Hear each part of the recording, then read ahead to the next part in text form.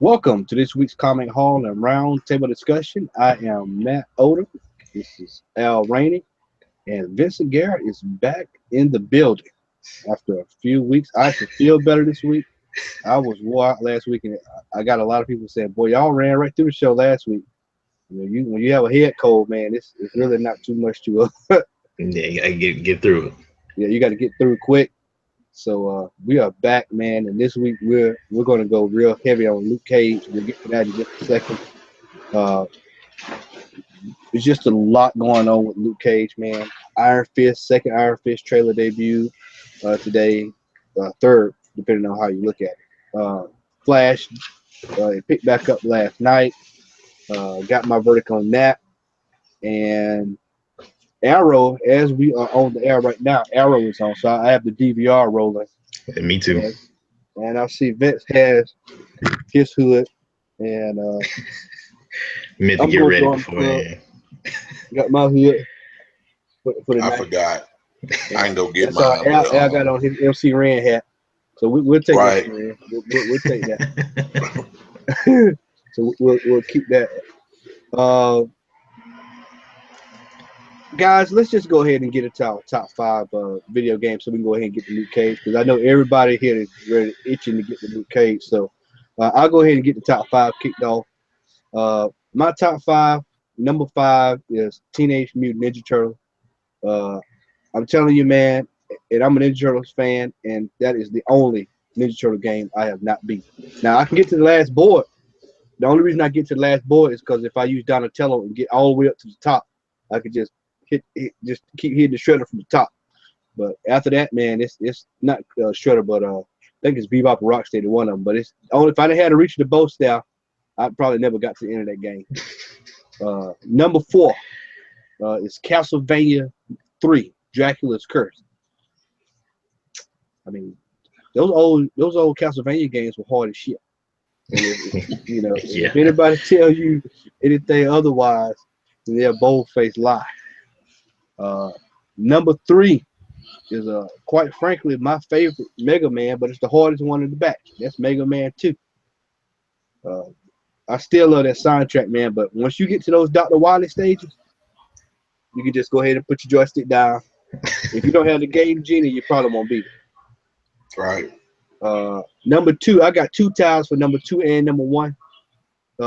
Number two, I have Ninja Gaiden, the original Ninja Gaiden, and I've got the 2004 Ninja Gaiden. And anybody who's played the 2004 Ninja Gaiden know, hey, it was like hell, man. We're gonna make the old one hard, so we'll make the new one just as hard as the old That's one. crazy. Number one on my top five list is Tide, and I when I penciled in one and realized the other one should go right there with it because both of them was hard as shit, and that is Ghosts and Goblins. And Yeah, that was a hard game. listen, man, I can't even get out of the first. I don't think I can get out of the second board of that game. And to this day, and that game has been out since '87. To this day, I still cannot get out of the second board. Uh, the other game is Battletoads, and Oh my God. I don't even have to say why. If you played the game back in the day, you know why, and you know what board. And from my understanding, they say that's not even the hardest board. So, it is what it is. So that's my top five. Okay. Good list, sir. Appreciate it, brother. Well, Yeah. Nope. My top five list, hardest video games. Ladies and gentlemen, thank you for joining us. We appreciate these are I had to narrow it down. Like I've had before the show started, I was telling Vincent and man, that there's so many games that I've played um over the years that have made me really want to turn into the Hulk and just tear up half of Georgia. So right, just rip everything up, like just unearth the earth. But everything. I everything. So, but I narrowed it down, and amazingly, most of these games, which what Matt alluded to, um, kind of are older games. Before I go into my list, I just want to bring this point out to the panel as well as the viewers. It seems like developers back in the day put more time into making games more challenging than they do now, especially platformers. I mean, you really had to, in some games, had to have a degree in quantum physics to figure out how in the heck can you. I mean, really, like the puzzles and stuff. It was off the chain. But anyway, my top 5 for hardest video games that I have ever played. My number 5 is a tie between Discworld for the PlayStation and Karnov for the Nintendo Entertainment System. You forgot about that Karnov. Man, Karnov, man, gave me massive headaches, man. Like I was really, I'm telling you, man, that game is it's addictive. Data East was they were beasts for making that game, but it was extremely hard. Number 4 is Devil May Cry 4 for the Xbox 360. That game, for some reason, man, I want to beat it, but I'm scared to even put it in because I know I'm probably going to be right where I started from after I play it. Number 3, I'd have to put Mega Man 2. I also put Contra. Contra at one point until you get that infamous code, especially on the higher difficulty, was near impossible to beat. Life Force was like that too. But yeah, Contra and Mega Man 2. Number 2 is actually a puzzle game that came out on the PlayStation. It was called Double Dice. It was addictive, but it was hard as all I get. The higher you got up, the AI just ramped up, and it was just ridiculous. So the number 1 hardest game that I played in my life, and I still remember sitting down in my parents' den in front of that not flat screen, but the floor model Curtis Mathis TV, was Ninja Gaiden 2. That game made you want to cuss like a sailor. I still remember his one stage, man. You might remember what I'm talking about. It was he was scaling them castle walls. Yep, and the wind with the wind. I think it right. And I remember that was the last stage, Vincent, that I actually made on that game. I remember that some 20 some years ago. It stays in my dreams. I will probably never ever play that game again. You got a little PTSD on that game, huh? Yeah. Man, I'm telling you, it was crazy. I tell you, go ahead, man. Rest in peace. God bless his soul. My cousin Chris, man. I watched him beat the first one and the second one, and I've never seen anybody else do it. I beat the first one, but I couldn't beat the second because it was just too fucking hard, man. And I mean, I literally remember him spending a whole day beating that game. I mean, it literally took a whole day just to beat the boss. That's crazy. Yeah, and I've never seen anybody beat the third one. I've never beat the third one. The one that was on Super Nintendo with the ship. Mm-hmm. I've never seen that one beat. So that's another one that's I've never seen beat. I've never seen anybody beat the modern one. I couldn't. Talking about for the Xbox 360. I mean the Xbox. It PlayStation. Yeah, I couldn't beat it. I gave up on it. I'll tell you another hard game. What's that? I don't know if y'all remember, man. It was this racing game called Hard Driving. Sound like a hard game. Oh my god! Yeah, I mean, you see Hard Driving, man. I was like, oh my god. You can go Google it, YouTube, but I'm sure it's out there, man. And basically, there's this part where you're driving, and then you got to go up this ramp. And man, I remember throwing my controller across that living room, man, on that board. It was absolute insanity how hard that game was. Bart versus Space Mutants was another one I hated. That was hard. The Space Mutants, huh? Yeah, Beavis and Butthead. I mean, that was hard games, man. Festus Quest. Y'all remember Festus Quest? Y'all remember? You remember Festus Quest? Yeah. Kung Fu. I don't know. You know what? The only reason I beat Kung Fu is because I was excited to have a Nintendo. If I didn't have a Nintendo, just excited, I probably wouldn't have beat that game because it was that damn hard. And Karate Kid on those ladder boards, man. But and it goes back to what I said before, man. Back then the developers, man, they really took their time to make those games challenging. And you can't really say that the games were cheap, because sometimes, especially nowadays, they make games. The AI is pretty much like super intelligent, and it's it's blatantly cheating. But those games back then, man, it was like they made those games where when you actually finished that game, they didn't have achievements back in the day, but you gave your own self an achievement You for ain't get no beating that XP game. for that. Yeah. Nothing. But it was very satisfying. Like that Ghouls and Ghosts and Goblins. Yeah. I'm telling you, man, that game was ridiculously hard. But it was one of my honorable mentions. But yeah, that forced us to become the men we are today. All right. So I know Vince has got to get out of here tonight. So we're gonna go ahead and we're gonna kind of move things around just a little bit. We're gonna go ahead and do our haul early this week, gang. That's all right with y'all. Cool, man. Because I want to spend the majority of the show talking about Luke Cage. The good stuff. The good stuff.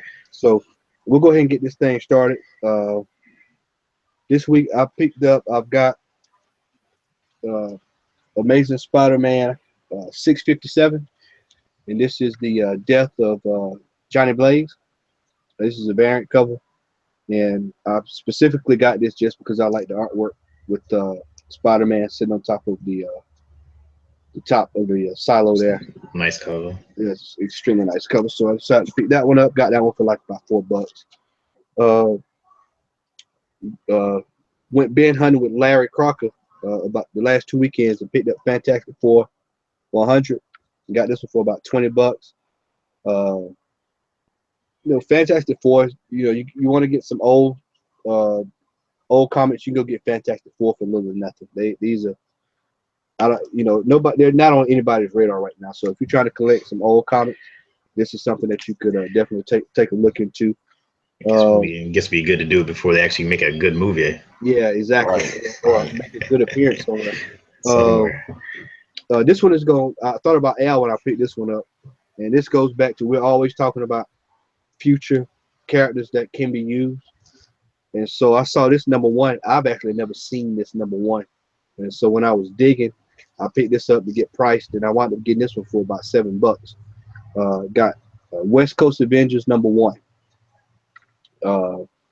And at some point they're probably gonna make some adjustments with the Avengers at some point. I talked to Larry today at lunch. Me and Larry had lunch today. Larry was telling me that Bucky, the guy that's playing Winter Soldier, the guy that's playing Bucky rather, is signed on for six more movies.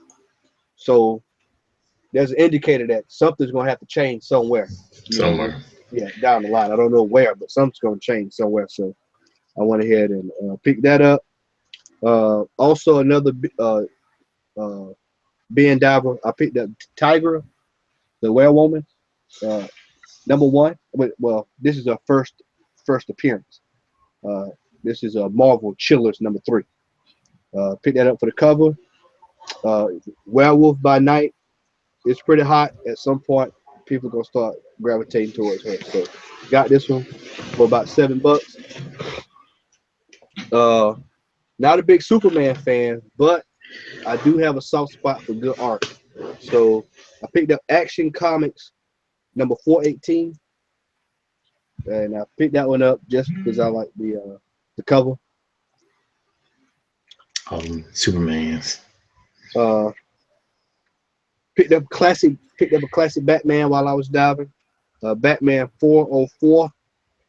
Can't go wrong with Batman. Oh, Yeah. Look at that one. Yeah, so got that one. And getting close to the end here. A couple of weeks ago, we talked about the Cammy variant. And so I wound up picking it up on Midtown. So this is actually a homage cover. That Street Fighter. Yep. And last but not least, I'm sure y'all gonna laugh. I'm just Al, you watching? Because I'm gonna make you laugh. So I was I am doing watching, that, sir. and I picked this up. Not exactly the real thing, but it's close to it. And so I picked up a reprint, Bulk 181, second print. Bro, bro. I'm So telling you, what's that saying that goes about imitation is the best form of Flattery. whatever. Right. You know, I roll with that one till I got the Mount Marvel milestones of X-Men #1, so that's my X-Men #1 till I get my hands on one. So yes, I ain't mad at you, sir. hey, it's 181. I'll take it. I'll take it as it is. There you go. And let me just say this too. If anything happens to the first printing, who knows, that one might actually jump up in price. I've seen that for a couple of those Marvel milestones. Some of those they're not as pricey as like the first print, but they get up there sometimes. Yeah. And for good measure, I have the Street Fighter swimsuit issue with the little bit of. Gotta get the side boob. There you go. Side boob. All right, fellas, that's it for me. Vince. Sweet. It's gonna be short and sweet for me. All right. So since y'all was talking about it in our little private chat or whatever the case may be, I saw it and figured why not? I had to get it. So I got the He-Man and Thundercats #1 with the that's a variant. It's the adult coloring book cover, and it actually has a real cover on the inside. So Yeah, my LCS have it. Yeah, that, and then you open it up, and then boom, color cover right on the inside. So, saw that. I was like, let me snag that out for $3.99. I'll take that. Thank you. And it's a good read too. Yeah, I haven't read it this yet. Me being nerdy, as nerdy as I get, I'm finally waiting on this part 3 of 5. I got my Doctor Who. Finally just came. I snagged the last one in my local comic shop, so I was pretty stoked about that one. Can't go wrong with a little bit Jessica Jones #1, since basically already had a good majority of the last run, so saw this one. I had to snag this up real quick. Loving the artwork. It's almost like watercolor type stuff, so can't really beat that. And then rounded it off, obviously, Death of X #1. Got me a little variant cover on this one, so had to enjoy this one. So that's all I got for the week. So I'm gonna go ahead and pass that one off to X here. all right, Brother Al. I thought this came out this week, but it came out last week. It's okay as long as you got it, though. It's like, it doesn't matter. Yeah. Last week had me shook up, but I'm good. Flash #7, continuation of Godspeed. It's a great read, ladies and gentlemen. Really good read. Pick it up. Fantastic read. Very much so. Death of X, I had the main cover. I was looking. They actually have a variant for this that I saw on one of the comic book group sites that has the Juggernaut with an X. Matter of fact, it's a homage to one of the old X-Men books that I have. I think X-Men 46. I'm looking for that one. Hopefully, if I can get it. And I got this particular cover of He-Man versus the Thundercats. This is actually pretty good. So I got this. I got 2 coming from Midtown, and yeah. So those are all the new books that I got. Everything else is pretty much old, and I'm gonna go through this real quick. Based on a conversation that we had some time ago, Matt and some of the other guys in the group, me and Matt talk all the time about future properties, like he just mentioned. I picked up Power Pack #1, 2, and #3 off of eBay. They actually came for like $10. I won it for $10, so it was roughly $3 and some change for each book, and the shipping was free. So I got those. Looking to buy another Power Pack one so I could probably slab it. The rest of these actually came off of Midtown. Just some back issues of New Warriors. I got 4 back issues of that. Oh, 5 back issues of that. Stormwatch, which was actually an Image title at one point. Midtown had an amazing sale on some of their back issues. I got 4 back issues of those, where some of the back issues were 75% off. So I bought a couple of those books for like 30 cents. Excuse me. Last but not least is my bread and butter. Of course, I'm getting closer to obtaining my goal for getting all the first run of Volume 1 of X-Men. Picked up 4 back issues off of Midtown. Again, at 75%, these books were probably about $1, somewhere 75 cents, $1. So I actually bought 14 books from Midtown for like $7.83. So I figured that was a darn good deal. Man, you probably pay more in shipping, damn near. Yeah, I paid like $3 and some change in the shipping. So I paid half of the shipping, but you know, hey, man. $10 total, you know, can't beat that. So that's my haul for this week. Sweet, man. Well, I'm gonna try something new here. I hadn't done it. This is the first time I've done this, so we're gonna try this and see if it work out. So, yeah. So let's see if this works.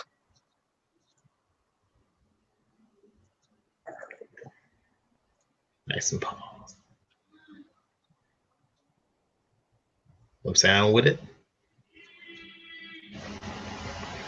It's probably in his headphones. Yeah, it's in my headphones. Hold on. Let me see here. Hold on. I'm Turk Barry, baby. The door ain't been built yet that can hold me back. Let me some dirt. Okay, Mr. Barrett. Tony promised to pay me for finding Chico, right? Yeah? That right?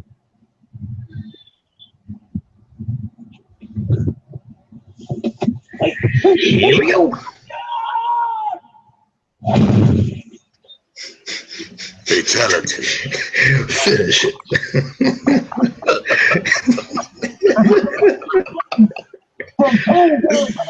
Mr. Barrett. I'm going to Hell's Kitchen. Y'all niggas is swag. I'm going back to Hell's Kitchen where he's safe.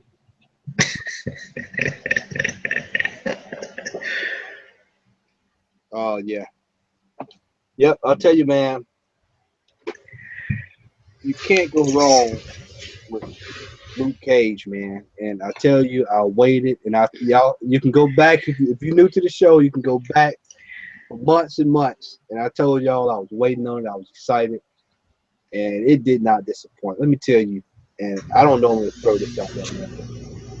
Luke Cage is probably the best Marvel show on television right now. And I say that's that, a bold statement. I say that boldly. But as far as story, build up, you know, and I had my reservations at first when it was announced because of Jessica Jones. You know, slow show.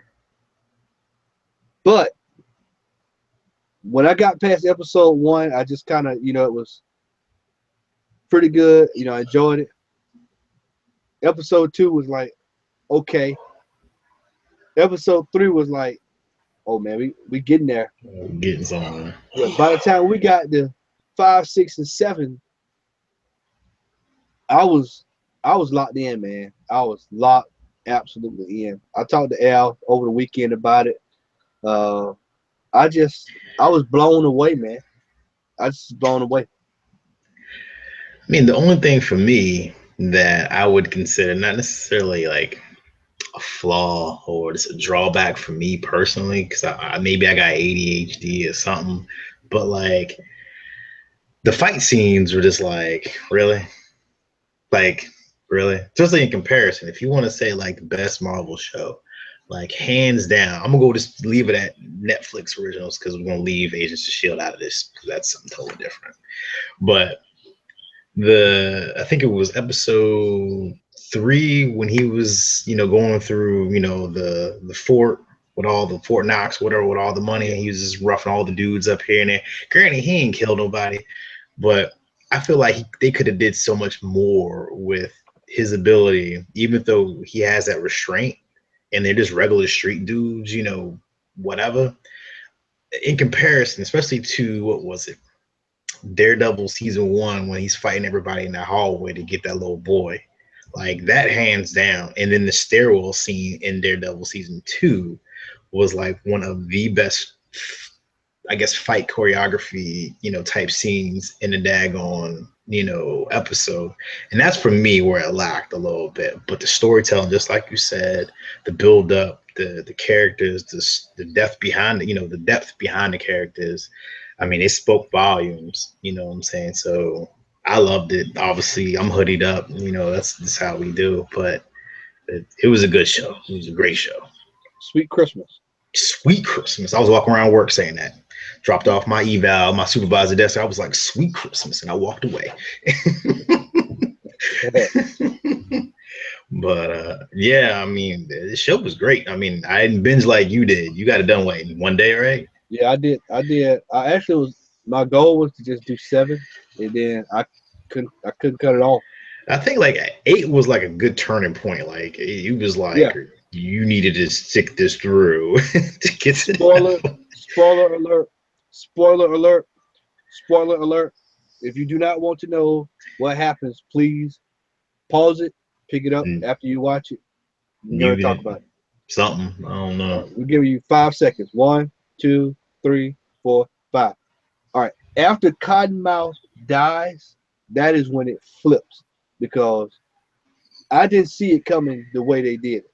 And so when I saw it, I was like, oh shit, Black Mariah, you ain't worth a damn. And I said, she's worse than he is. Yeah. I mean, that childhood trauma, bruh. You know what I'm saying? He was like, he wanted it. And she was like, what? Yeah. Hit him upside the head, push him out the window, smash his face. Man. I was like, damn. Face, man. That was a pure crime of passion. Like, she was filled with rage, saw nothing but red. It was, oh, goodness. Goodness. Luke Cage, brother. Yes, sir.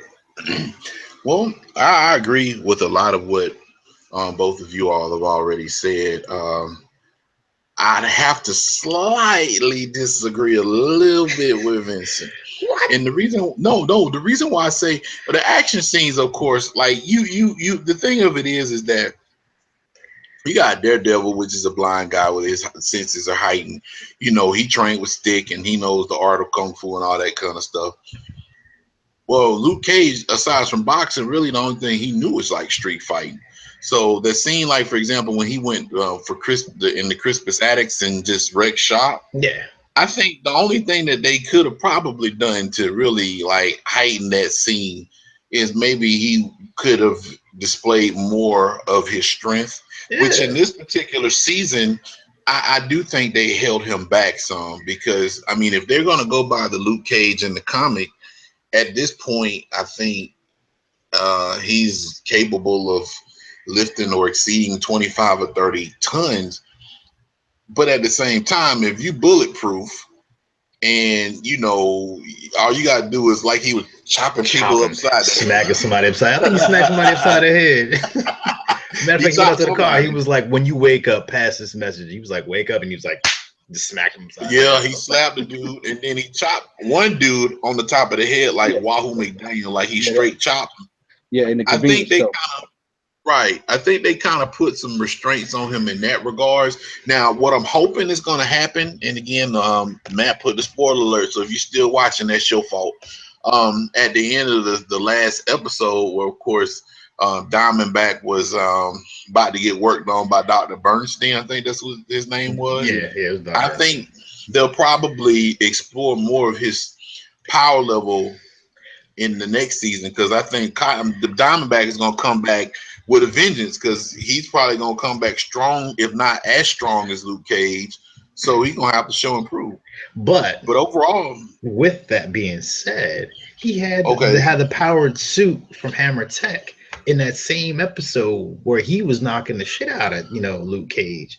But even with that being said, like the fight scenes, and I'm not saying like he should have been, picking up buildings or whatever. I get that. I get it. But the overall like look of some of the fight scenes, especially when they were fighting in the barbershop, in Pop's barbershop, it looked overall stiff.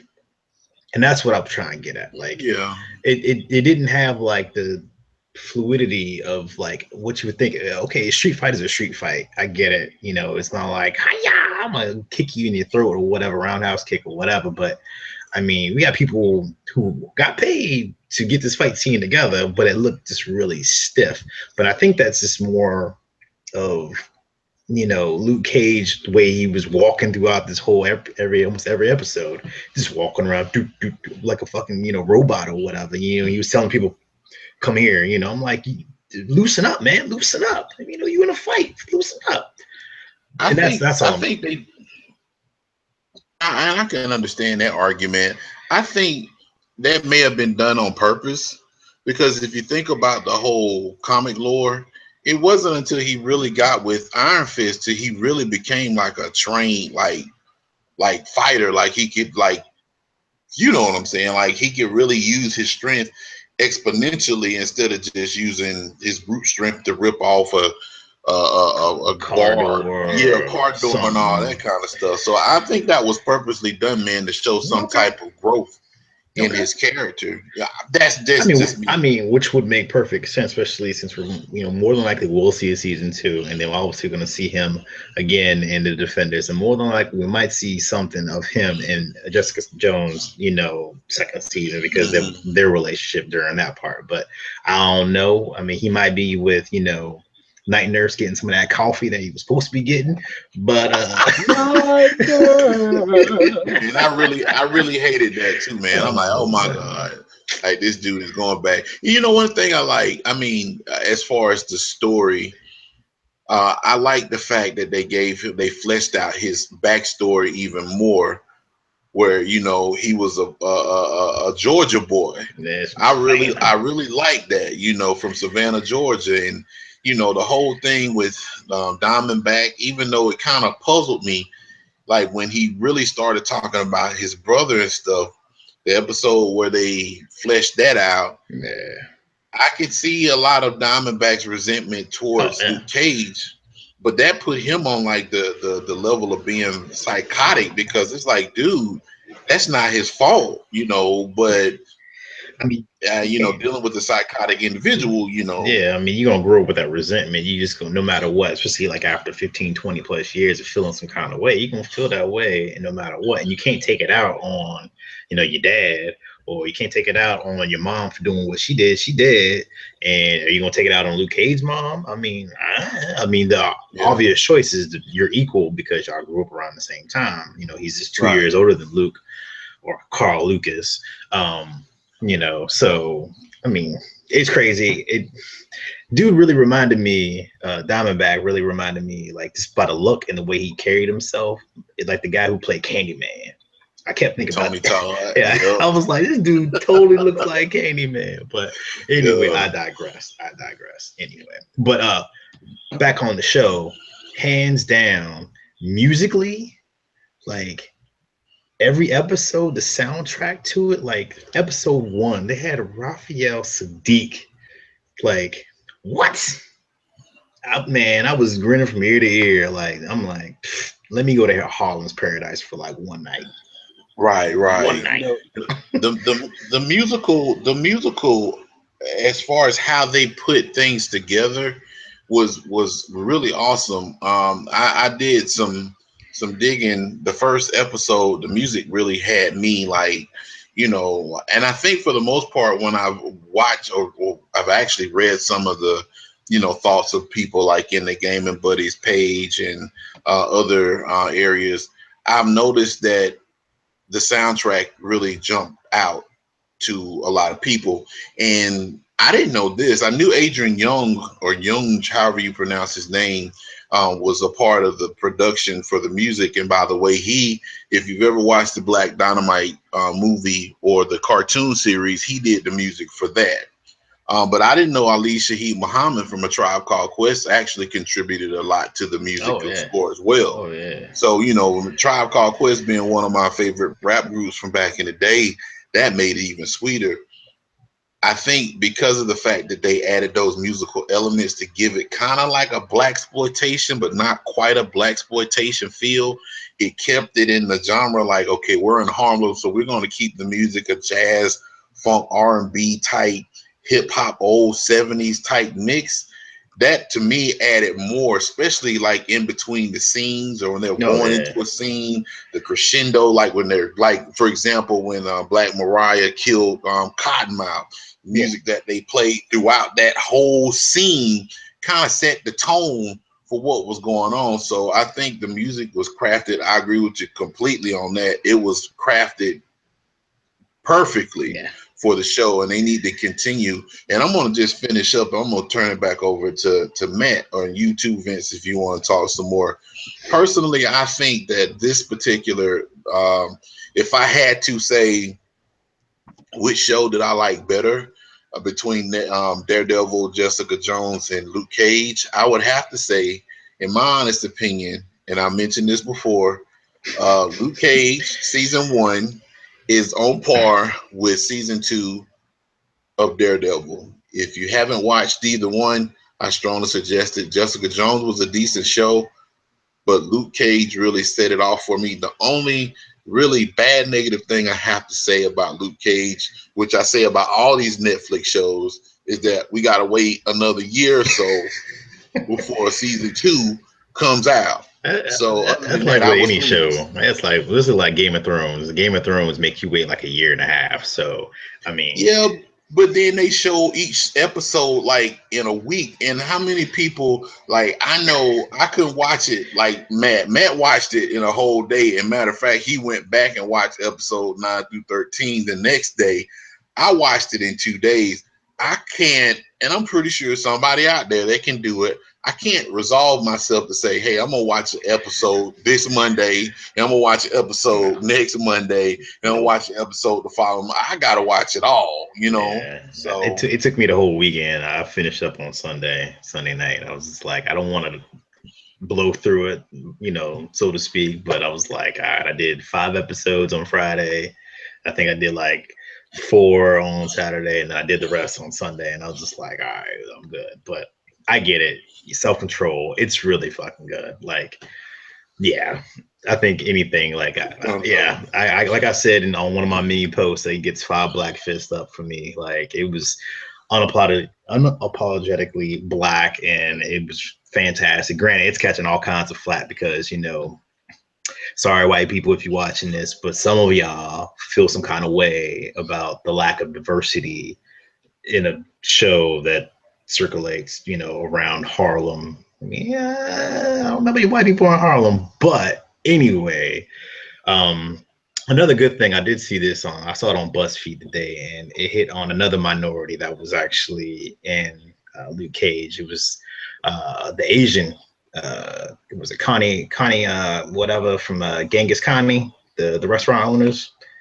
Like, people were like ecstatic and through the roof for the simple fact, like, this is one of the first, I guess you could say, Asian characters in like a superhero movie that didn't speak with an accent. Like, they spoke perfect English. And I guess that was something that like struck a chord with a lot of people, because I guess up to this point, especially if you're like a restaurant owner or a store owner or something like that in New York City, you're going to talk like with an accent or whatever, as media and TV and movies portray a lot. And so that was another good flag for this show, since it actually reached out to another minority within the superhero realm and actually did it properly. So that's pretty cool. So another kudos. Now, we all know that it was a solid show, but one of the things that I really enjoyed about the show is the Easter eggs that were in the I would say movie, because that's what it felt like in the show. One of the main ones that stuck out for me, being an Iron Fist fan. For those, spoiler alert, step away if you don't want to hear it. But for those who were watching very close at the end, you saw that Claire actually picks up well, is walking away and looks up and sees a martial arts defense class being taught by Colleen Wing. Now, for those who don't know, Colleen Wing is going to be in Iron Fist. She is one of Iron Fist's running partner, and she's also going to wind up being Misty Knight's running partner and forming the Daughters of the Dragon. Yep. And I'm not going to break down too much on Iron Fist, but I will say I would not be surprised if we see Luke Cage and Iron Fist when that happens, because that's going to explain a lot to what's going to go on with Misty Knight. And for those who have read the comic book, then you know what's going to happen with Misty Knight. It's going to be kick-ass, and that's going. And back to y'all point to what y'all were saying earlier, y'all talking about Diamondback. I'm pretty sure that Luke is going to have a little bit of extra help on the next go round when he running the Diamondback, because he's going to need a little bit of help. Yeah. So. Well, I'm expecting to see Matt Murdock in season 2 anyway of Luke Cage, based on the events that unfolded. You know, she said she was gonna get the lawyer too. She's like, I got a good lawyer, and she's like, I'll get him. He's like, okay. So yeah. And you know what? If ever season 3 of Daredevil actually is filmed before season 2 of Luke Cage, we could probably expect to see Claire go back to Hell's Kitchen in an episode. I actually read Daredevil. I actually read, not to cut you off, I'm sorry to cut you off, but I actually read somewhere last week that's what they're going to do with her. She is the person that's going to interlink all of the shows. So she's going to be on Daredevil, she'll be on Luke Cage, she'll be on Jessica Jones, she'll be on Iron Fist. She's going to be the one constant that's going to be on everybody's show. Which makes me overly happy, because I love me some Rosario Dawson. So amen to that. No complaint. She can show up on any show she wants to. And both of them can show up all day, every day. Man, bruh.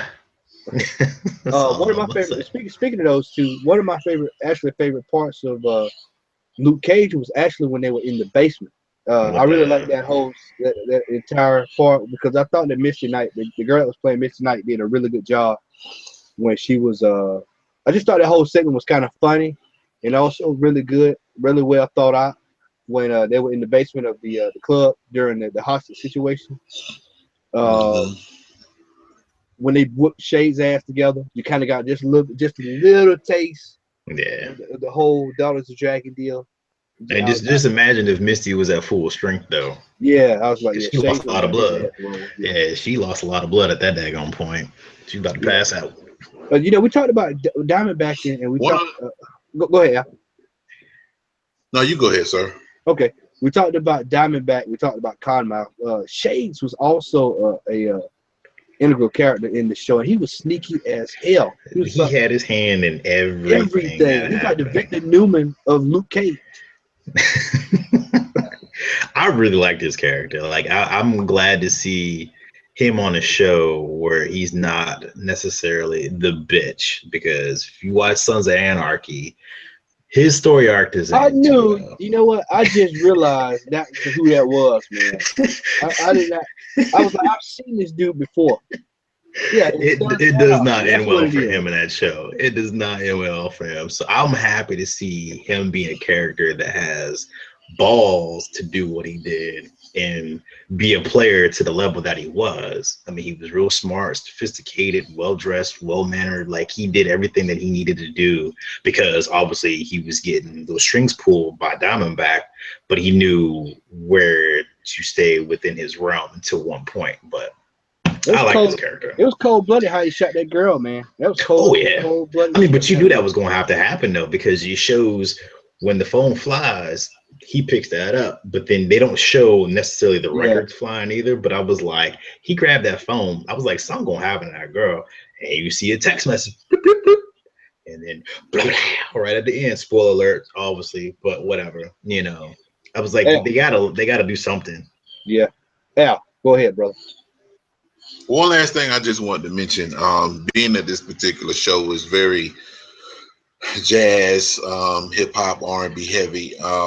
A lot of people don't There was one scene in particular in, I think, episode 8 or 9, whichever episode, that Misty Knight was being interviewed by the Shrink.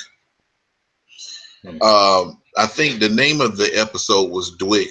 And by the way, you know, all the episodes for Luke Cage were named after Gangstar songs. And Dwick was the episode that Misty Knight was getting interviewed by the Shrink. And the scene where they brought in the lemonade, that actual back and forth between Misty Knight and the Shrink was actually a verse in that song Dwick that was spoken by, she said, where he says lemonade is a popular drink. Yeah. And it still is.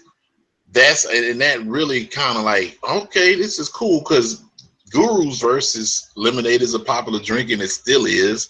I get more stunts and props than Bruce Willis. I'm like, okay, yeah, it all comes together. So I'm hoping they continue that particular trend as the movie, as I'm sounding like you now, man, as the TV show continues.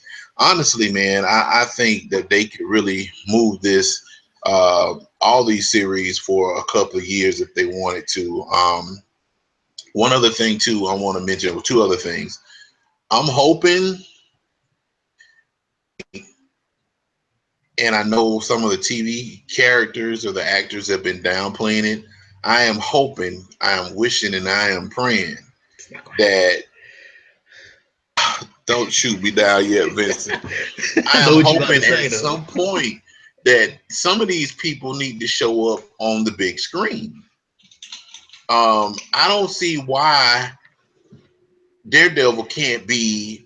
They're fighting against Thanos. They're gonna need everybody they can get, and Daredevil has been an integral part in a lot of the Marvel events over the past 10, 15 years, primarily with the whole Civil War thing.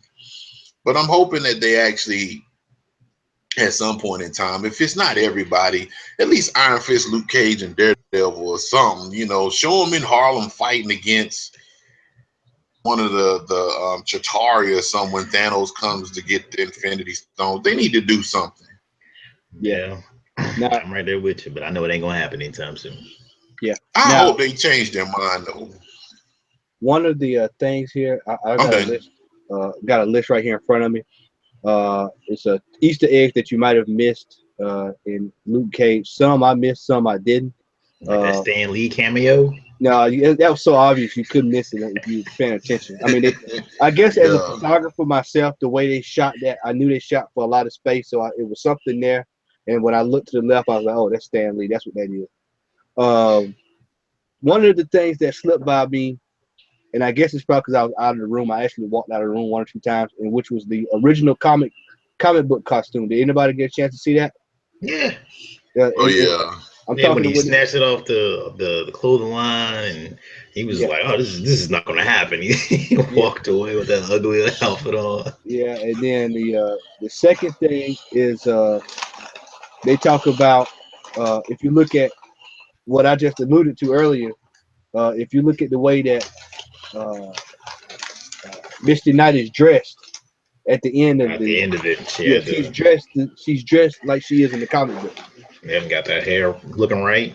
Yeah. So good too, boy. I said good boy. Hey man. Nah. And also for those who didn't notice, probably who don't read the comic books, man, you heard Heroes for Hire tossed about throughout the entire show. So you know that Heroes for Hire is on the way. It's on the way. And you know it's coming.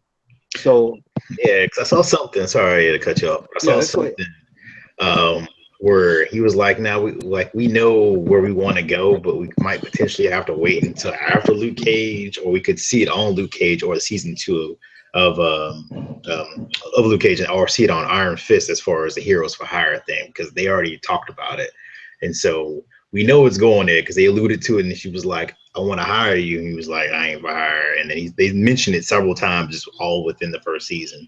So we all know it's gonna happen. Yeah, they just got to get there, Yeah. Xavier, we're talking about Luke Cage, man. Go ahead and tell us what you think about it, man. First, can y'all hear me? Yeah, Yes. loud and clear, brother. I loved it.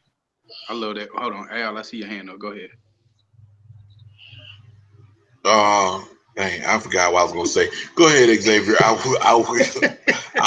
will reformulate my thoughts. Go ahead, sir. Good to see you, by the way. Good to see you all. I'm glad to be here. Yes. Sweet Christmas. You know, Yes. I love the show. It's something like that.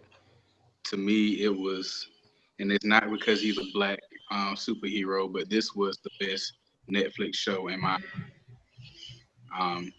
It didn't have too many ups and downs like the other shows did. From beginning to end, they literally just went all in on it, and they gave you a story behind it. They didn't have all the long drawn out flashbacks like all the other series did, which I love that. And the soundtrack. Who didn't love the soundtrack? You know what I'm saying?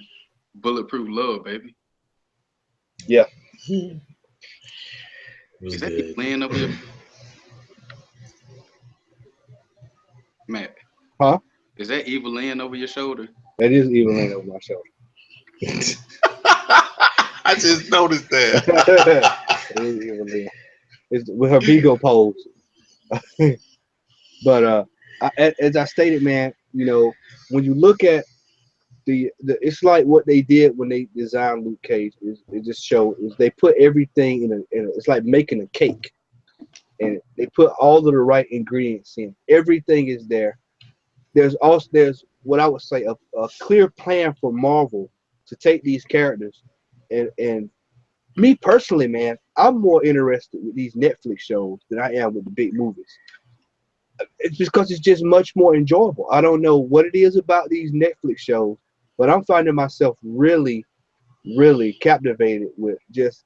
I don't know if it's because you got 13 episodes to work with, 10 to 13 episodes, or it's just that the fact of the content is just well written, and so you've got a lot of characters who would normally they would probably struggle on the big screen, which I wouldn't necessarily say that about Luke Cage, considering how good that entire that like me and Al referred to it as a movie. But characters like Jessica Jones would probably struggle a little bit trying to do a movie about her, and you're able to make up for that with these shows. And you're able to just take characters from different shows, like Al said, and just put them in different places. I mean, look at the clip we showed with Turk Barrett. I mean, Turk is in Daredevil.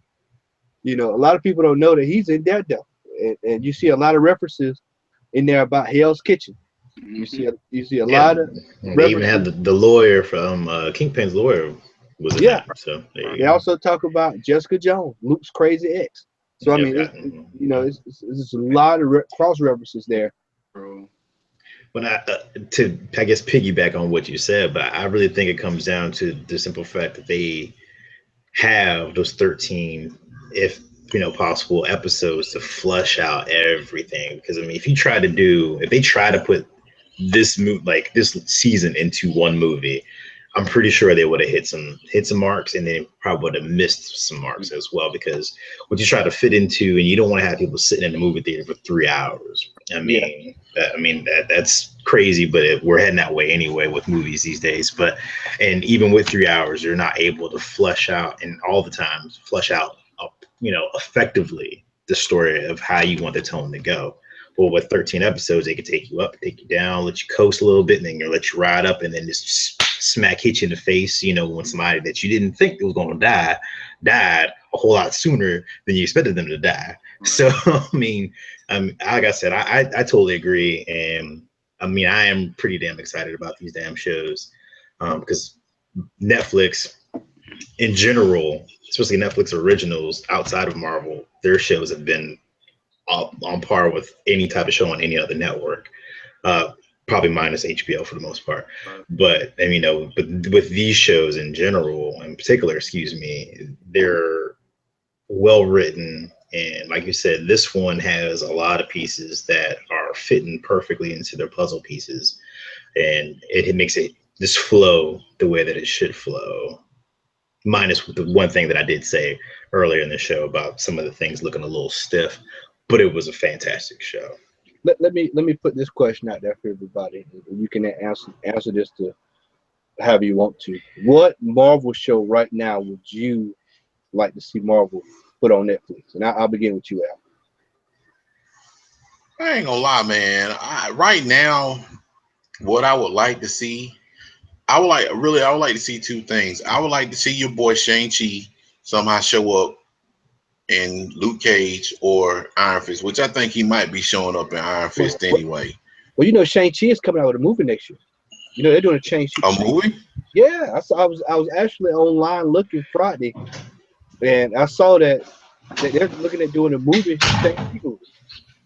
That's Well, see, that's all, and that's all the more reason where they could actually bring in some of the lower tier characters like Luke Cage, and I mean, you would do a movie. I mean, and I'm not taking anything away from Shang-Chi, and I'm not really trying to deviate from the subject, but is a more widely known character than Shang-Chi.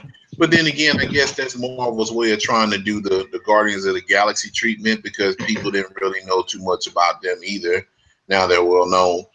But to answer your question, man, to be honest with you, I would like to see, if possible, Moon Knight. I like to see a Moon Knight show. I think it's plausible, man. Considering that Moon Knight is considered one of those lower tier characters, like Luke Cage used to be, Iron Fist, street level characters, basically. Yeah. Moon Knight's never been really considered one of the top dogs in Marvel, although a few years ago with the Secret Avengers, he was an Avenger at one point. But I think a Moon Knight show could be done, and it could be done very well, given the backdrop of Daredevil as well as Luke Cage. That dark, gritty type, you know. Yeah, I'm Mark Spector. I'm crazy is all I get, but you know I'm gonna come get you. So I think Moon Knight would be one of the shows that I would like to see. I agree with that one. Vince, you got any other? I know you. I figured when he said Moon Knight, you would like that. Well, that's why I was like, I agree. So I know they were talking about doing a Moon Knight show. I don't know if it's going to be on Netflix or just some rumbling about it, but I think that was in the same conversation as, you know, the Cloak and Dagger and the Runaway type things and shows that were mentioned and rumored. So as of right now, that, and if they can possibly do it right, even though I have a warm spot in my heart for Blade, the first Blade movie, but Blade is a character, I think, yet again, I mean, he's had movie success, but the way that Marvel's going right now, I don't see how they could fit him into their MCU, but I think he would probably do well if they could do it right on Netflix as well.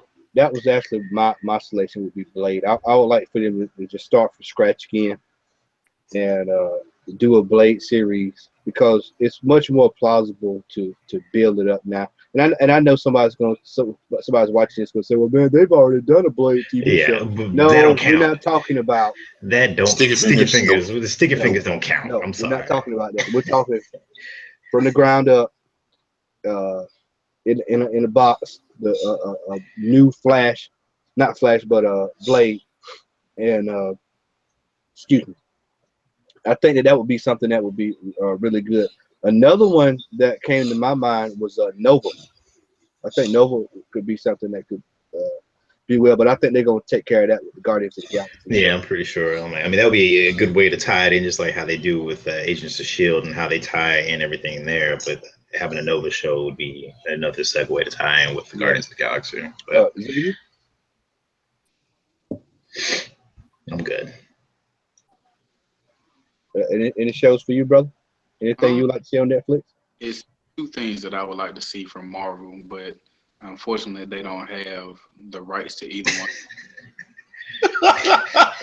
I would love to see a Fantastic Four Netflix show. I think they can do a lot with that, and they have time to groom every character, including Doom. And I would love about this crap Legion stuff and all this other stuff, but I would love to see an Uncanny X-Men on Netflix. Speaking of Legion, has anybody seen that damn commercial? I've been seeing it, and I'm just like, Oh my god. I was just like, I'm so all you can confused. do is just drop your head. All you can do is just drop your head. When I saw it, I watched it. It was on the Strain. You saw the Strain Sunday, which we'll Yeah. talk about that too Right. later on. They got a head caught the whole time. Yeah, and I just was like, really, man, what is this all about? It looks like a damn comedy. That's what it looks like. I'm confused. I mean, that's what I left up when I saw the commercial. But That's what I said. I'm confused. They're confused. Yeah. And you would think, because it's on FX. FX typically has good shows. So, I mean, we'll just have to wait and see how that goes. So let's segue and I'll carry into discussion. This is kind of segue over to the DC side of things. Larry and Xavier and I had lunch today, and after Xavier left, me and Larry kind of sat around a little bit, and we were talking about these shows. And I tell you what, man, I think that it would do DC a lot of good to explore doing what Marvel is doing with these lower tier characters. Mhm. You know, aka a Booster Gold. Well, they were supposed to be doing a Booster Gold, weren't they? Yeah, but it's supposed to be a standalone. It's Yeah, not. It's not necessarily gonna be DC. yeah, Lame. Okay. yeah. Never mind. I mean, you got characters over there. You know, Doom Patrol. You know, these are all TV shows that they could do. You don't necessarily have to make movies, and that's what Marvel has done. That's what they've done so well, is that they don't have to do movies. They don't have to spend out major budgets on a movie hoping that you get a high return. You know, that we could just get Netflix say, hey man, we'll offer you X number of million, and then we're gonna do a couple of series, and then they'll just run it out like a regular TV series, and that lasts just as long, and that actually builds the character.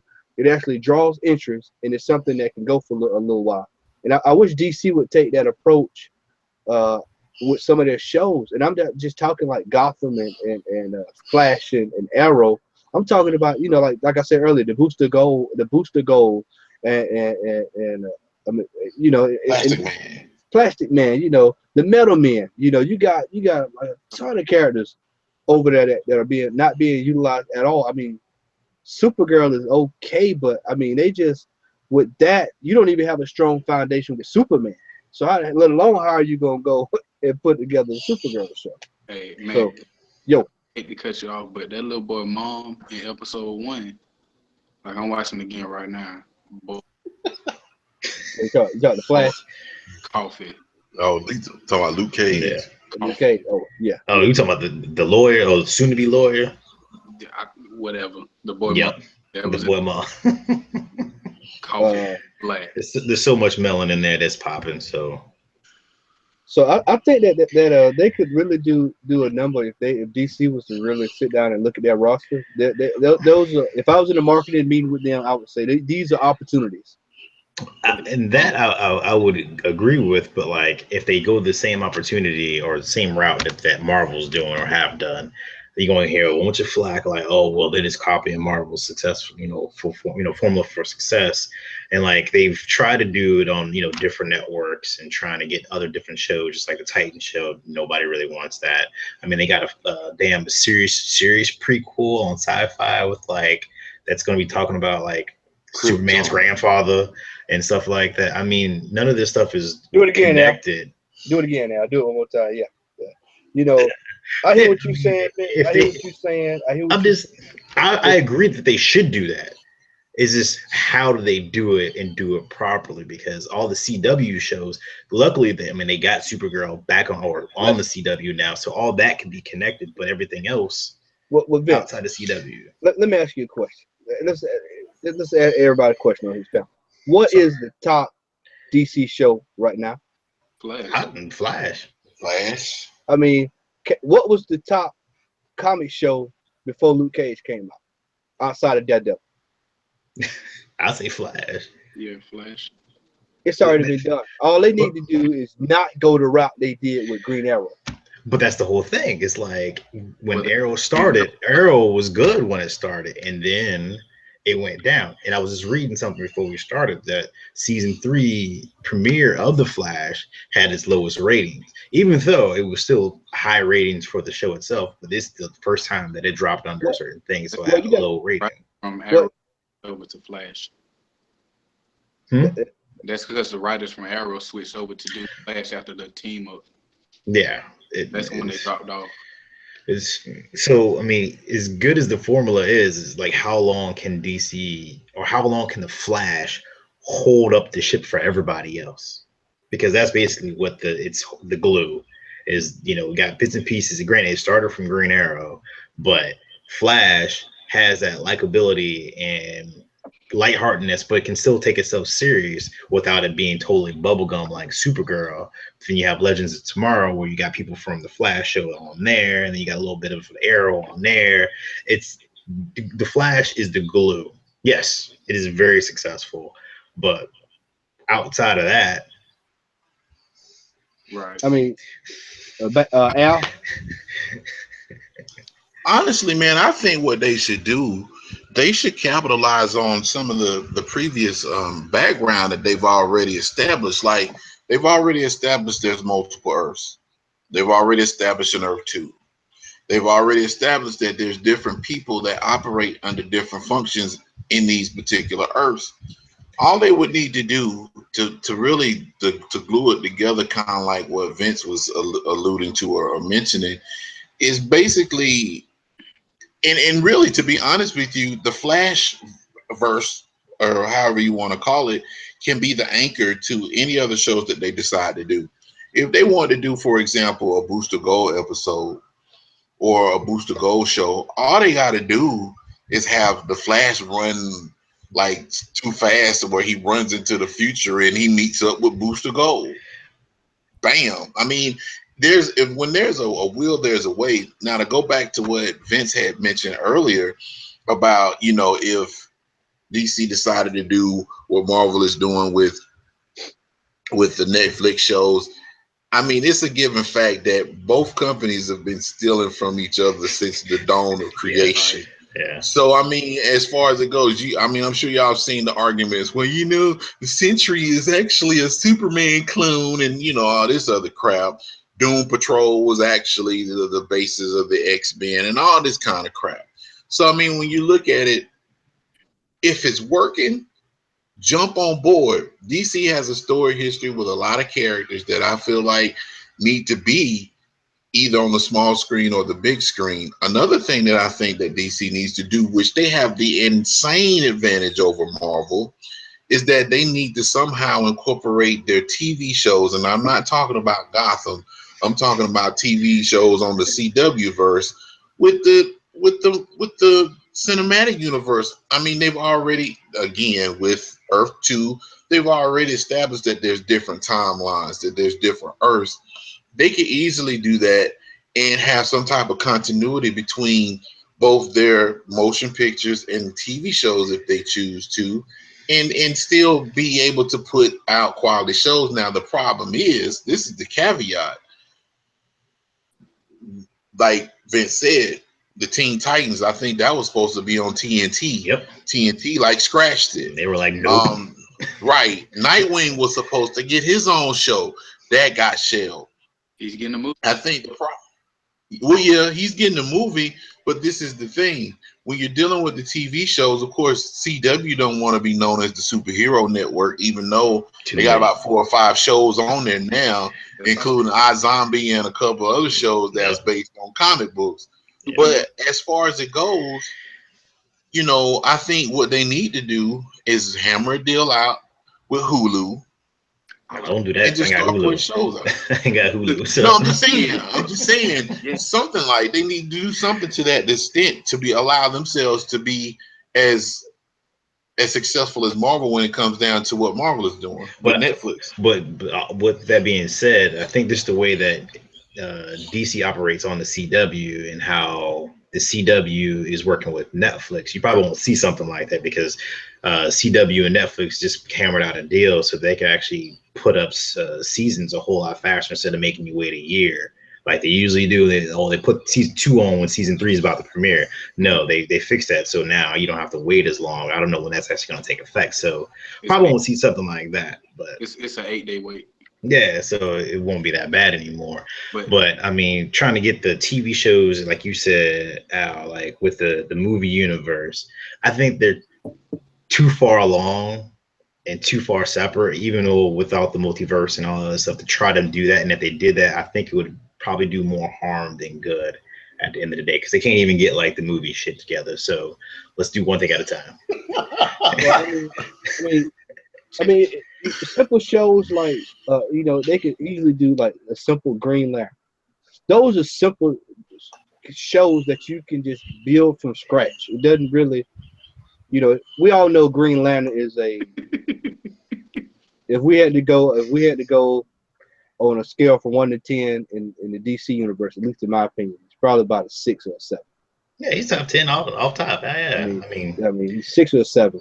So, but he's not going to be someone that you're going to be breaking your neck to go to the movies to go see. Hell no. So that's the guy that you can go, okay, well, you know what? Let's get him on TV. Let's kind of get people, you know, familiar with him. So when we when Justice League drops, then people will kind of be familiar with it. I think the problem with that movie is going to be is that they're going to be trying to build up a lot. We all know who Batman is. We all know who Superman is. We all know who the Flash is. We all know who Wonder Woman is. Everybody else has to get a backstory, and they're going to be like trying to toss them in. And so go ahead, Zay. Come again. Cyborg is gonna have his backstory in the Flash movie. Okay, so I still don't see why they have to give him his own fucking movie. That's just me. It's pointless. With those suit being CGI, it's too much right now, and it's not drawing in what they thought they were gonna draw in with the previous movies. No. I mean, Al would appreciate this. I mean, Shazam. Why wait for like 2 or 3 years for a Shazam movie when you can easily throw him on TV and go ahead and get that thing rolling? See, here's the thing. I agree with Al. I agree with Al as far. Now I understand what you said, Vincent, where how CW with Netflix and whatnot, but why not jump on board with Hulu as far as Warner Brothers concerned to show them, hey, y'all should have kept CW on, y'all should have kept our shows on Hulu and bring out these shows that can be grittier than what Netflix is producing. Because if you actually look at a lot of shows on Hulu, they give you free reign to do whatever you want. So if you go out, and they got the writers. Everybody know they got the writers. They can bring in the writers from the Rebirths. They can bring in the writers from the animated movies that they make. You know what I'm saying? They can do it.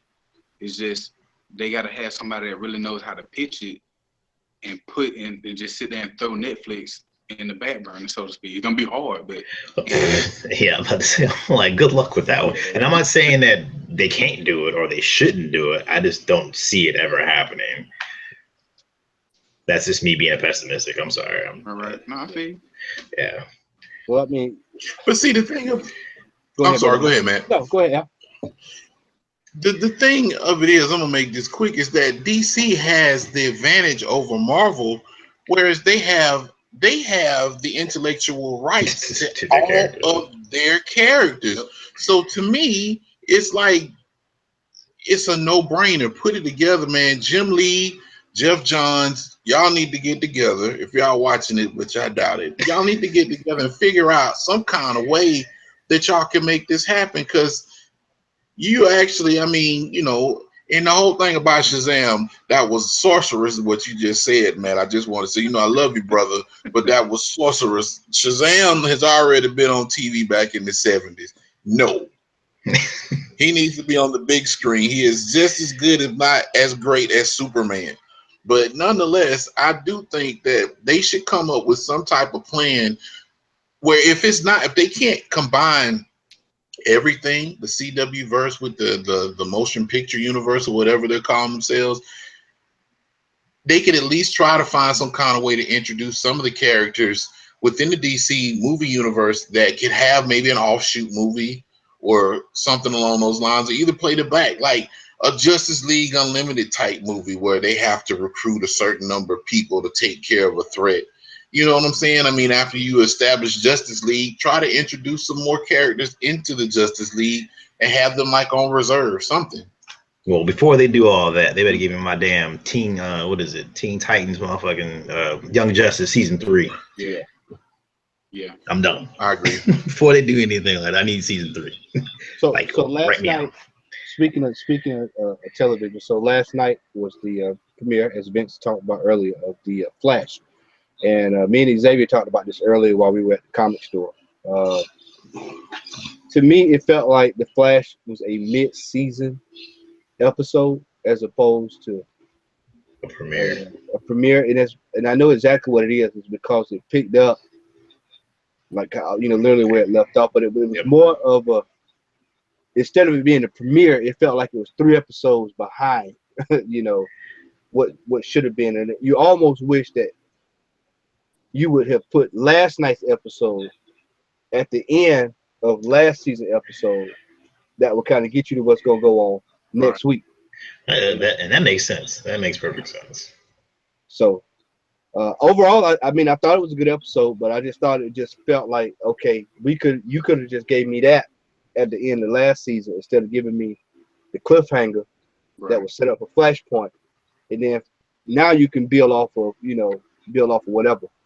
Yeah, That's just my obviously, opinion. yeah, because obviously there's ramifications of even him having, Reverse Flash kill his mom at, spoilers if y'all haven't watched that, at the end of the episode, and obviously something's up with Iris where that whole family unit isn't right. So now you're going to see what else is wrong because Barry just continues to fuck up every goddamn thing. Right. This is ridiculous. Oh, I'm sorry, you didn't have your mom. Oh, you want to go fix that? Oh, we killed your dad. You want to fix that too? I just need to, be by myself, and I'm just gonna fuck up the whole damn timeline. Yeah, I mean, God literally. damn it, Barry. Yeah, Like, it just doesn't make any sense. Like, I don't get why he's doing what he's doing, but. Well, Vince, you 100% correct in that, because I watched it. I was just like, look, how many damn times are you gonna keep going back fixing shit? You know what? Let it be the way it is. Your ass needs to be fighting Mirror Man and everybody else. We ain't got time. Please, it's like I'm tired of your self-pity and your own issues. Get the bitch out. Let's get it. Yeah, thank you. Let's move on, sack up, and be a man. Yeah, bingo. Run back to the past and stop yourself from running back to the past. Yeah. Thing can be I mean, you know what I'm saying? Yeah, I mean, X is 100% correct. I'm just like, it's like, don't do it. Write a note to yourself. It's like, please don't run back in the past anymore. Take your cell phone in the past with you and tweet it. Hey, messed up. Don't do it. Don't do it. Use them 140 characters, bro. I'm like, see, the thing about it is, I love the show, but I don't want to sit here for 5 episodes, him going back and forth doing the same crap. That'll drive me bats if I have to sit there and watch 5 episodes of him going back fixing crap. I don't want to see that. I want to see you move on to something new, man. I want to see you fight Grog or somebody. Just move on. Just, get on with that, man. It's time to see some major villains, man. Please, Godspeed or something, man. Yeah, I'm like, get Godspeed into the episode. Yeah, please. Do something. I really wasn't feeling the rival. His costume was horrible. Like, it was. He looked like a McDonald's, one of those characters that you get in the McDonald's. it's like a half bird, half speedster. Like, it was. I don't know what they were doing, but he looked like a tall version of the Nord with a black Flash suit on or something. Yeah, that's just literally weird. It was really weird, but I was happy to see Wally West suited up, so that was pretty cool. That was like a high point for me. Seeing Wally suited up and getting it in. So I wouldn't even know why Joe was an alcoholic. Guess we'll never find out. Right.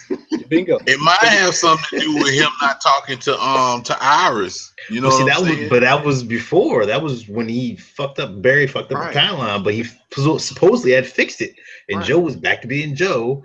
But then I guess when Flash came back, Iris was like, "I'm out of here. Fuck you guys." And then she was still sitting on the stoop, when Barry was like, "I'll be, I gotta go figure out myself," and she's like, "I'll wait."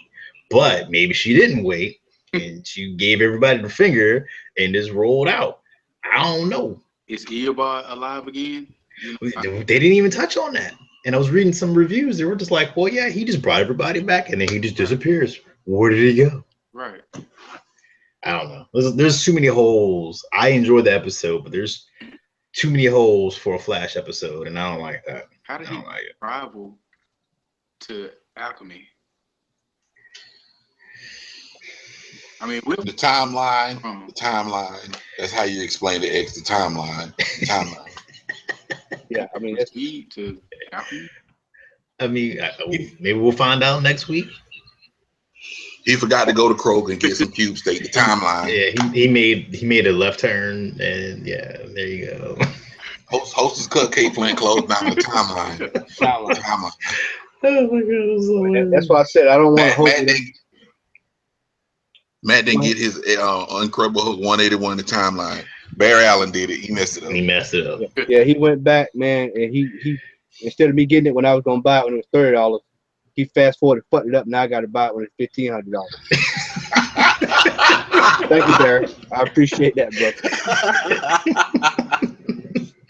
I'm about to start that. That's gonna be a new hashtag. I'm gonna start doing all the time. Thanks, So Barry. he botched it so bad. Yeah, he botched it so bad that I just went ahead and got the Marvel Monster. See, it was the timeline. Yeah, that's the timeline. The timeline, man. Thanks, Barry. Oh man. Oh my goodness. Well, look here, man. If you have not watched, I'm gonna say it again. I hate Antonio's not on tonight. He's probably not watching because he hadn't watched Luke Cage, so he's probably not gonna watch it tonight for the spoiler. But this season of The Strain is something special. Last season was good. This season is. If you have not watched The Strain, I just caught up today too, so I watched 2 episodes. I missed it, but I'm caught up now. So did you see Sunday's episode? Yeah. Okay, yeah, man, bro. Let me tell you, it is getting ready to go down. It's about to go down. Yeah, they proverbially say the shit is near the fan. Yes, it's about to go. Literally. Is it on Netflix? No. Not the current season. No. Yeah. Well, no. Current season, I think, is what on Amazon. Is it Amazon? Amazon. If you got on demand. Yeah. Prime. How about the previous seasons? How about the previous seasons? On Hulu. That's on Netflix too. Well, Hulu has 1 and 2, season 1 and 2 right now. Yeah. That's something else. If you're sitting around, man, now let me tell you now, for those who are new to The Strain, you gotta watch the first 2 seasons. Yes, you can't just jump into this because you ain't gonna know what the hell is going on. Hold on. You can't skip the first season. Man, before you say anything, Al, yes. How did you like? Yes. How did you like the Reapers in Blade 2? I thought they were boss, man, especially the main one. Then watch The Strain. Yeah, you love The Strain. You eat that up. The same guy that directed Blade 2 is the guy that directs The Strain. That's where that's where Blade 2 came from. It came from The Strain. Like Del Toro. Yeah.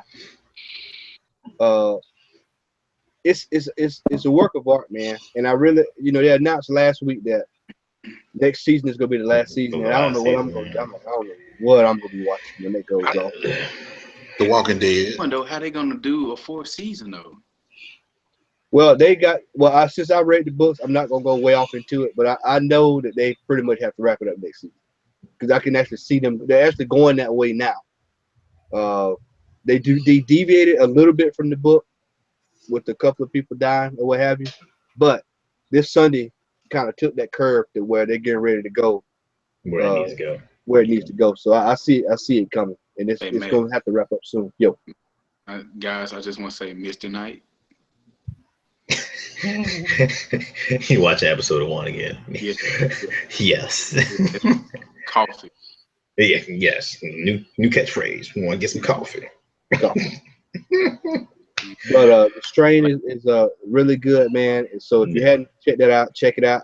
Also, for those who are interested, I said I was going to bring this up. I did get a chance to watch the season finale of The Fear of the Walking Dead, and walked away from that saying, "What the fuck did I just watch?"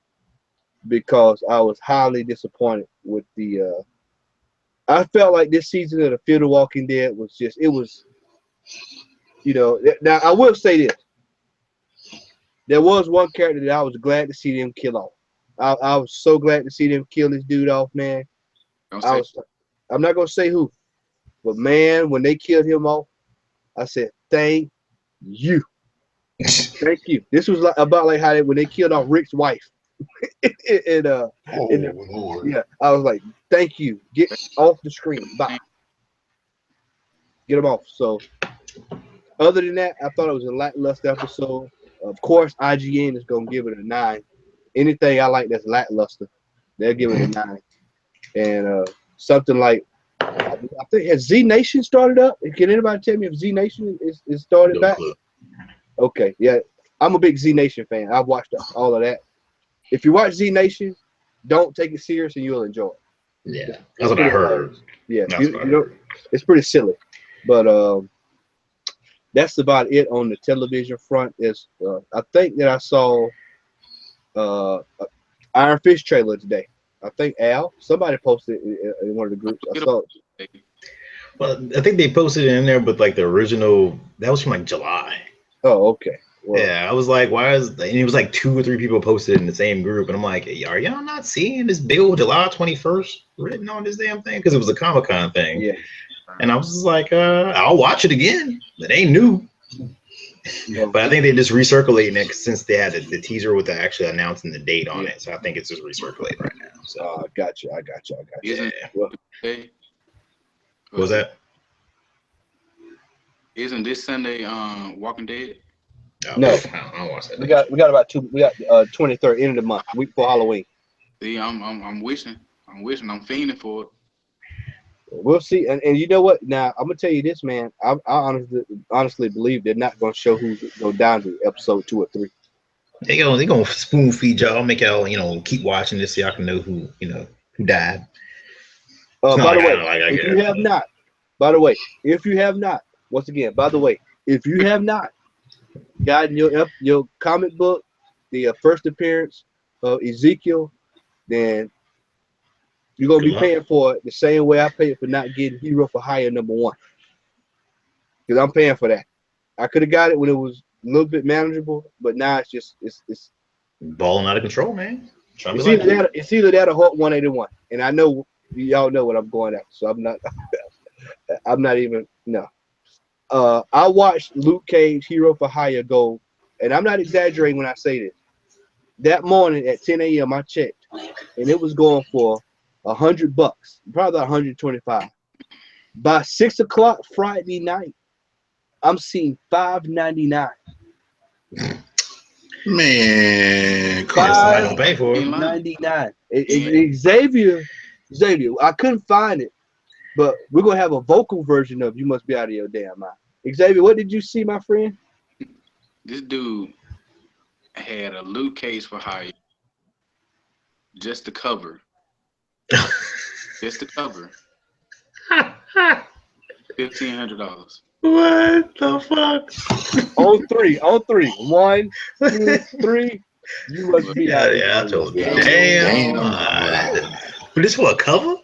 A cover. I hope somebody reported that or something. They were like, let's get this fraudulent shit out of here. Well, and I looked this morning. I looked in the Overstreet guide this morning. I said, well, let me see how much Hero for Hire is going for. And Hero for Hire was actually going for $600 in there. So it's kind of on par. Not the cover. Please, anybody watch the thing, I'm talking about the cover. I'm just saying the comic itself. The value in the comic has started to rise. So I think that's going to be one of those comics that's just going to explode. Good show. The recipe is right. It is what it is. Now, on to what came out this week. Anyone, and I was surprised I didn't see either one of y'all events with this. I know Xavier got it today. It might be. You got your books in front of you? Yeah. He got the Deadpool. You got Deadpool Back in Black Day, didn't you? Yeah, he's got the right there. Nope. Yeah, Did not get Deadpool. it. Yeah, Deadpool Back in Black debuted today. The Champions debuted today. I want to say I thought Champions came out today. It did come out today. Yeah. Weldon ordered at Comics Plus. I figured he didn't want to get caught up in that variant hype that buying all 97 covers of however many it is. Al, did you see any Champions where you at today? To be honest with you, I wasn't even looking, man. I I've seen the buzz about it online and the variant covers and all that kind of stuff. I'm pretty sure he has it at Bungie, but I wasn't even checking for it, to be honest with you. Same here. I'll tell you what, for That those in the Deadpool. now for those who are, and I'm trying to pull it down if I can find it here.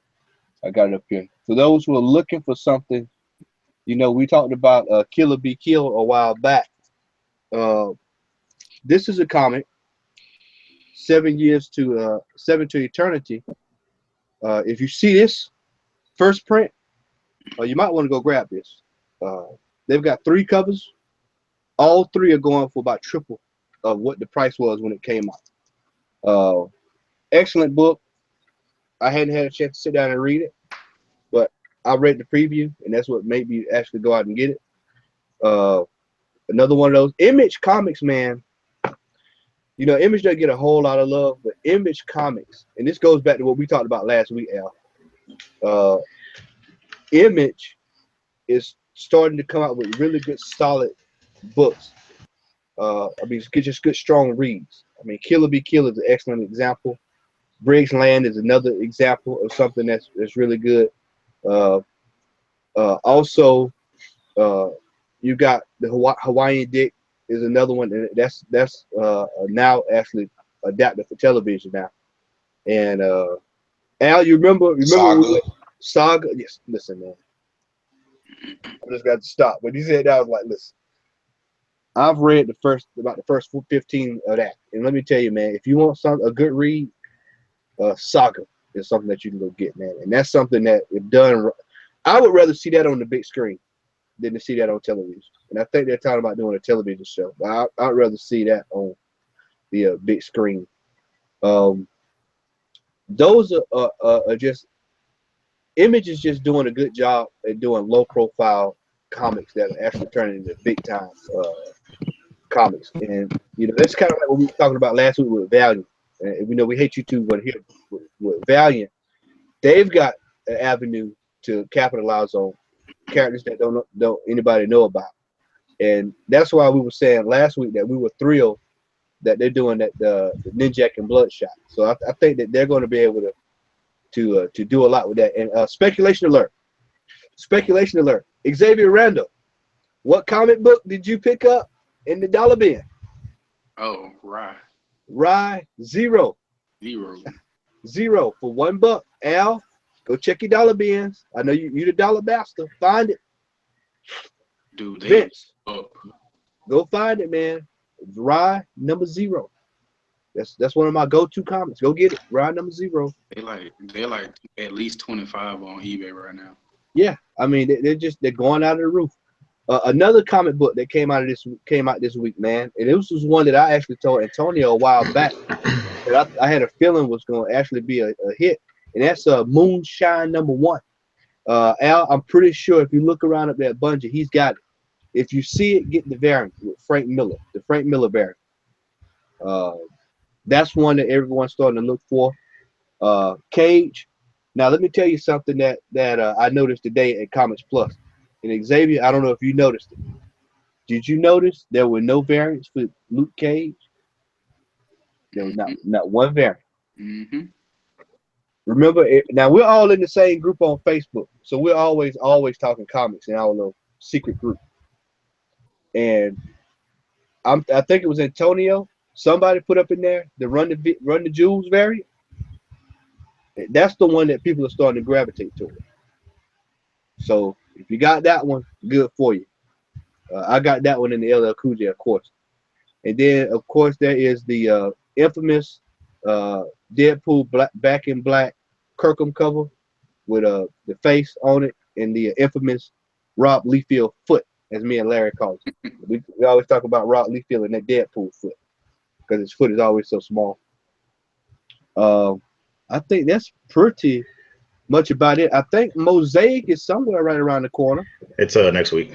Yeah, Mosaic, and I think Riri is lurking as well. I think she might be next week as well. I think Might be. I'll have to double check on that one, but I know Mosaic's next week. Yeah. So as far as super variants and all this stuff, man, I am actually, now this Champions is over because I actually got a couple of covers myself, but I actually got the covers because I like the artwork, and that's probably gonna be about all I'm gonna get with the champions.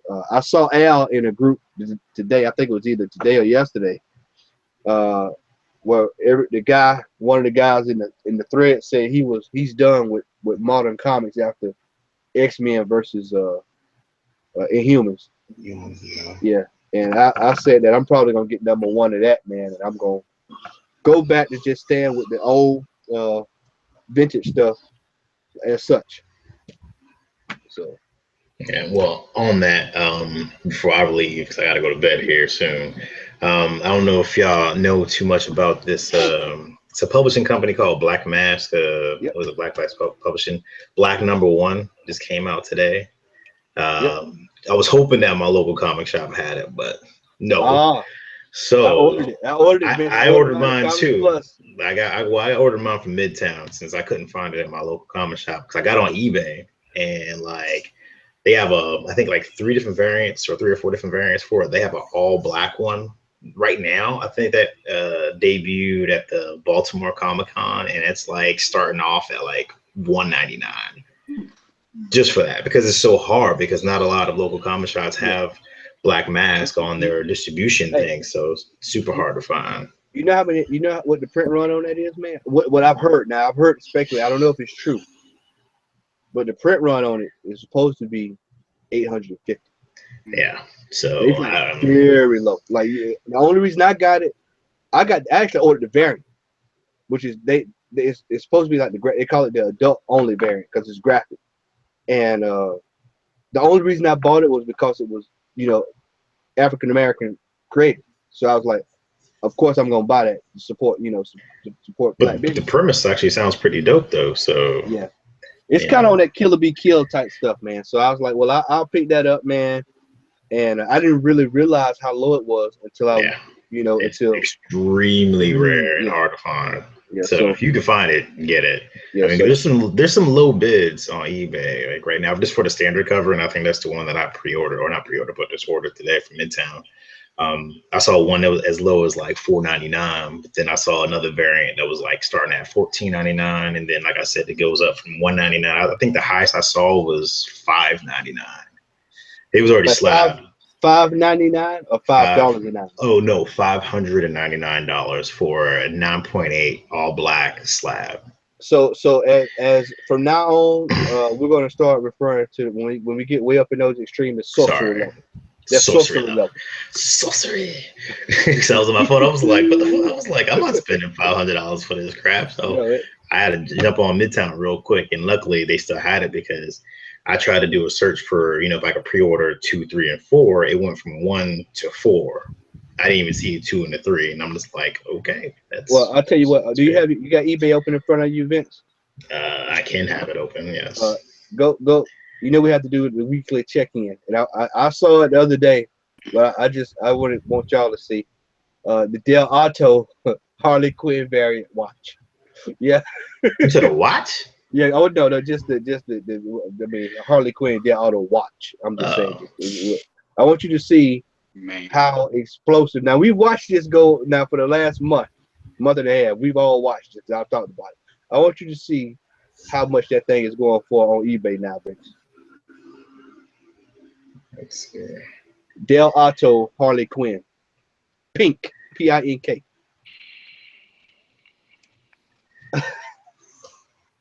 That sorcery Al be talking about all the time. So okay, this is getting worse as I'm going down. Because I mean, it started off, it was like $4.94, $5.49, and then I scrolled down, it's $897.99. Oh shit. $1,499.99 or best offer. Eat a dick. What? Yeah, I'm gonna go ahead and just stop after 1,500. That's crazy. Ooh, that's stupid. I would hope that my shipping is free if I'm paying $1,000 for one book. Out of here. Hey, okay. You shaking their head, man. Absolute madness, ain't it, brother? And some dumbass will do it. Yeah. The amount of Oh, yeah. sorcery that's on eBay at this particular point in time, man, it blows my mind. I'm just and I'm not exaggerating when I say this now. I saw a 9.8 slab Luke Cage going for $24,000. Now, who in their right mind is going to buy a BMW comic book? Because that's what it literally would. hold up. BMW. Yeah. The logic behind that, man, whoever this is, and I try to refrain from using profanity on the show, but whosoever, like my grandma used to say, whosoever this is trying to sell this book for $24,000 need they ever loving white, black, Asian, Mexican ass whooped. Because Yes. Incredible Hulk 181 and a 9.8 don't cost that much. So what makes you think you're gonna get $24,000 off a 9.8 Luke Cage? These Bingo. folks are crazy. Bingo, man. If I had to price a 9.8 Luke Cage slab, I would price it at about $900, maybe $1,200, in the $800, $1,200 range. There's no absolute way that you're gonna get me to pay $24,000 for a comic book. Better I have don't give a damn if it's Action paperwork. Comics #1. It better have Can't white have. pages in the world, no fingerprints, nothing. And it needs to be hand I delivered mean, by the nobody FBI. breathed Right. on it. And the CIA. Yeah. The titanium CGC case. Titanium my ass. I want adamantium / vibranium case. And then have it in one of those case, have it in the case and hand it to me by Ernar Shyster. Fuck that. I want the And Chitauri. Stan Lee.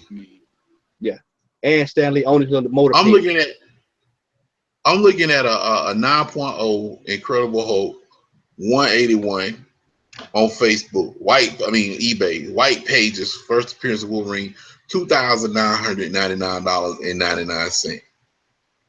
But you want $24,000 for a 9.8 Luke Cage. I understand folks trying to be woke and all, but Luke Cage ain't worth that much. I'm sorry. Nope. Yeah. I mean, top of the line, Tomb of Dracula is not even that much. That's crazy. So that's pretty much about it as far as this week's show goes. But I just tell you, man, this is a loaded week this week, man. Luke Cage and everybody else. Now, next week, everybody, we're going to be off. I will actually be in the Dominican. Well, I'll be back, but I'm not sure what time I'll get back. I don't think we'll be back in time enough to do the show.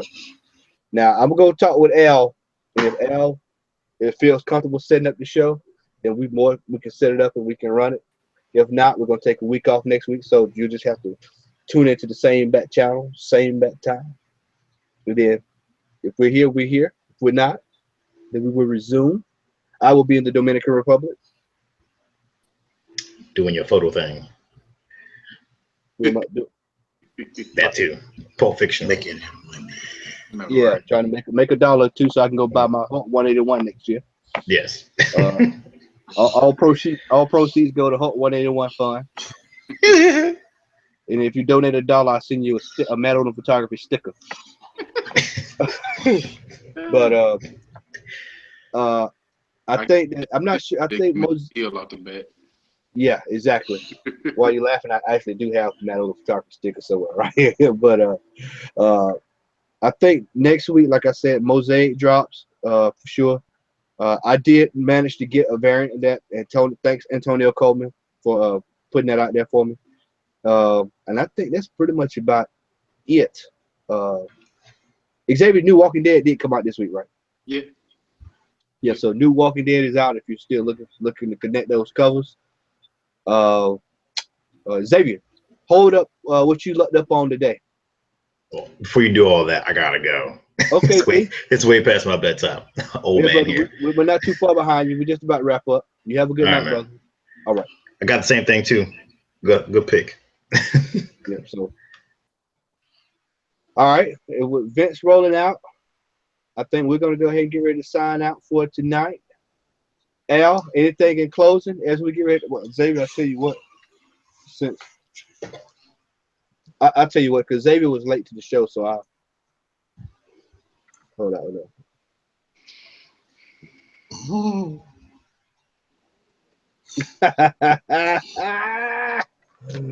But with that, Al, anything in closing, my brother? No, not really. I'd be interested to know what our X pulled today. What you get today, X? I got a handful. Batman #8, and who's this? #6, Nightwing. Oh, yeah, Nightwing #6 right here, and Green Arrow. Got Harley Quinn. What you looking at? Porn, Matt? Oh. And I got Lee. And I got the Jessica Jones hip hop variant. Oh. Yeah, they told me that they didn't have any hip hop bands, and this was the only one there, so I went ahead and grabbed that. Right on. Earlier, the Back in Black Dead variant cover, Walking Dead 159, and the He-Man Thundercats. That was for this week, and I ordered the LL Cool J. Yeah, that's the one I'm actually waiting on. So it'll probably be here I'll probably have a bed full of comics by the time I get back. Looking forward to that. So I ordered that Champions hip hop variant too. Oh, okay, cool. Yeah, Iron Flag. Sweet. Well, everybody, thanks for watching. Excellent show, Al. In closing, anything you want to throw out there, brother? No, that was it. I just wanted to see what X got, man. Just waiting to check out Walking Dead Saturday and all that good stuff. But great show, guys. All right. Well, everyone, thanks for watching. We'll be back. Hopefully, we'll be on next week. If not, we will be returning. So if you tune in next week, we're not here. Don't sweat it. We hadn't gone anywhere. We'll return. For those who are interested, once again, if you want to watch the stream, Xavier, you said Hulu. You say Hulu? Yeah, it's on Hulu. Yeah, go get Hulu. Go watch the stream. Get caught up. We're about 3 weeks away from Walking Dead. It's almost here. We'll see how they're going to do it. My vote is on. I believe it's going to probably be Carol or somebody.